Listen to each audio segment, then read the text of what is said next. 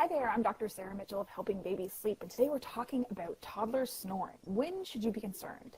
And if you're watching this on YouTube, don't forget to hit subscribe to never miss a sleep tip. So everybody snores once in a while. Yes, even our kids. And what is snoring? Well, when you're snoring, it means there is an increased resistance in your airway. And that could be caused by excess fatty tissue back there, which is why sometimes when men gain weight, they may snore a little bit more, but also other resistance such as mucus. So allergies and having a cold are very common reasons why our toddlers might be snoring. Okay, so everybody snores now and again. It's going to happen. And how would you treat that? Well, you can consult your doctor about getting either an antihistamine to help with the allergies or some saline or decongestant to help get that mucus away. But snoring is not uncommon every now and again. When should you be concerned if your toddler is snoring? One, if it's very loud snoring on a very regular basis. This could signify that there's something else that needs to be attended to. Okay. Very loud snoring, how do you define that? Well, basically, if you can hear it outside of the room, that would qualify as very loud snoring. Loud snoring, and you're also watching for any kind of gasping for air in the night, right? This is a warning sign. Your body's pausing breathing, and then they're telling you to breathe more to get more air in. The other thing you want to watch for with your kiddos is mouth breathing. So our bodies were actually designed to breathe through our noses with our mouth closed. Nasal breathing is super beneficial and important for our bodies because, one, it cleans the air. We have all those little nose hairs in there that help keeps particles out, so it cleans our air. It also moistens our air.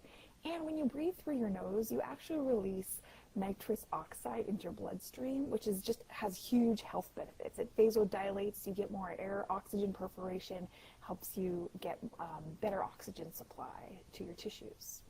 When our kiddos breathe through their mouths, it actually is harder for them to breathe. So a lot of mouth breathers will report that they don't feel 100% rested when they wake up in the morning.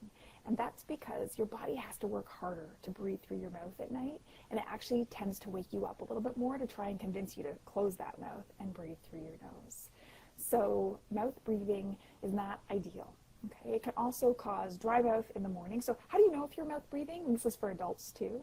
Drooling, a lot of drool in the morning, your mouth is very dry in the morning, and perhaps you're not feeling as rested as you would like given the amount of hours that you slept. Causes of mouth breathing are related to muscle strength, believe it or not. So the muscles here, these are our masseter muscles. They attach from our top jaw down to our bottom, and masseter means chewing.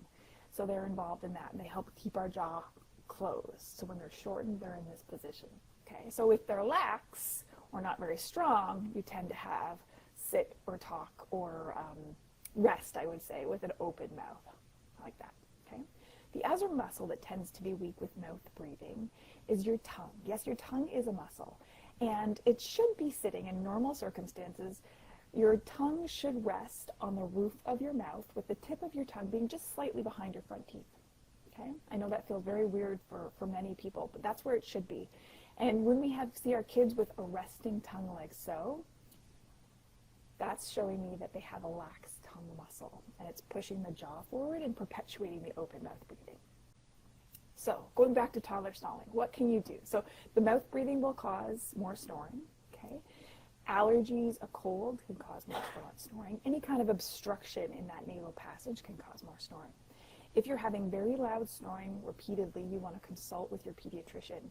You might inquire about a referral to either a pediatric dentist for help with a positioning device, depending on your child's age, or an occupational therapist for work on the muscular strength for there.